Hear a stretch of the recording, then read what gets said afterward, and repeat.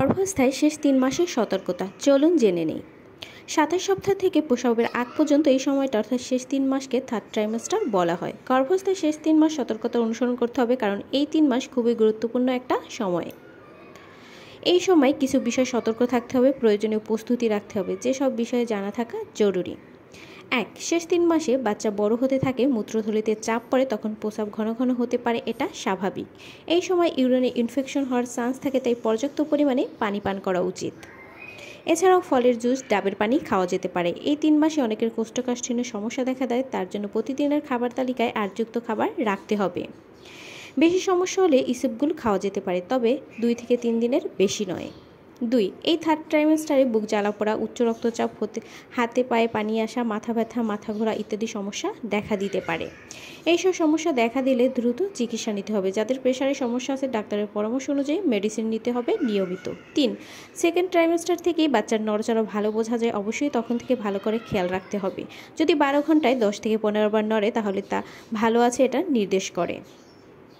যখনই নড়াচড়া কম পাওয়া যায়, অর্থাৎ 10 ঘন্টায় 2 থেকে 3 বার, তখন দ্রুত ডাক্তারকে জানাতে হবে এবং ডাক্তারের পরামর্শ অনুযায়ী ব্যবস্থা নিতে হবে। 4. অনেক সময় ডেলিভারি ডেটের আগেই পানি ভেঙে যেতে পারে, এক্ষেত্রে সাথে সাথে হসপিটালে যেতে হবে।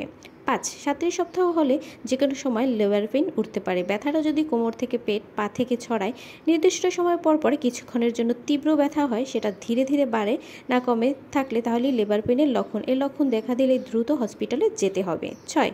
যদি প্লাসেন্টা গর্ভফুল নিচে থাকে, যদি অপরিপক্ক অবস্থায় আলাদা হয়ে যায়, তখন ব্লিডিং হতে পারে, এমন হলে দ্রুত চিকিৎসকের পরামর্শ নিতে হবে। 7. এই সময়টাতে একটা আল্ট্রাসাউন্ড করতে বলা হয়, যেটার মাধ্যমে বাচ্চার ওজন, গঠন, প্লাসেন্টার অবস্থান, নর্মাল ডেলিভারির জন্য ফিট আছে কিনা ইত্যাদি বিস্তারিত সবকিছু জানা যায়। 8. 37 সপ্তাহ হতে গেলে ডাক্তারের পরামর্শ অনুযায়ী রেগুলার কিছু ব্যায়াম করা ভালো। এই ব্যায়ামগুলো নর্মাল ডেলিভারি অনেক সহায়ক। এগুলো না করলেও সকালে বিকাল অন্তত 30 মিনিট করে হাঁটাচলা, অন্যান্য সাধারণ কাজ করা যেতে পারে। 9.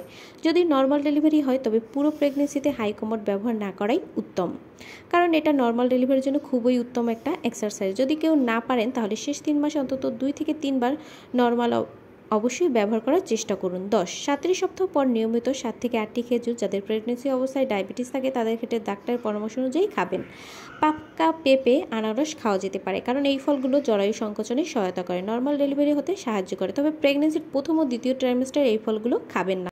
11. এই সময় জরুরি অবস্থায় যেন হসপিটালে যাওয়া যায়, তাই অ্যাম্বুলেন্সের ব্যবস্থা করে রাখা, হসপিটালের জরুরি যোগাযোগ হট নাম্বার লিখে রাখা। হসপিটাল ব্যাগ গুছিয়ে নেওয়া যেতে পারে, বেবিও নিজের জিনিসপত্র থাকবে, সব রিপোর্ট ও কাগজপত্র থাকবে। 12. কোনো অবস্থাতেই অনভিজ্ঞ দায় দিয়ে বাসায় নর্মাল ডেলিভারির চেষ্টা না করা, এতে করে বড় ধরনের বিপদ ঘটতে পারে। তাই ঝুঁকি এড়াতে ডেলিভারি হসপিটালে বা স্বাস্থ্যকেন্দ্রে করাতে হবে, যেখানে সহজেই প্রয়োজনীয় ব্যবস্থা নেওয়া যায়। 13.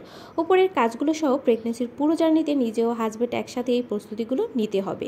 স্বামীর সহযোগিতা এই সময় খুব জরুরি। প্রতিটি প্রস্তুতি স্বামীকে স্ত্রীর পাশে থেকে সহযোগিতা করা উচিত। সবশেষে বলবো, সবচেয়ে বেশি যেটা জরুরি, গর্ভাবস্থায় পুরোটা সময় আপনি আপনার সৃষ্টিকর্তার স্মরণ করুন, তার কাছে প্রার্থনা করুন একটা নিরাপদ প্রসব, সুস্থ বেবি জন্ম দিতে পারেন।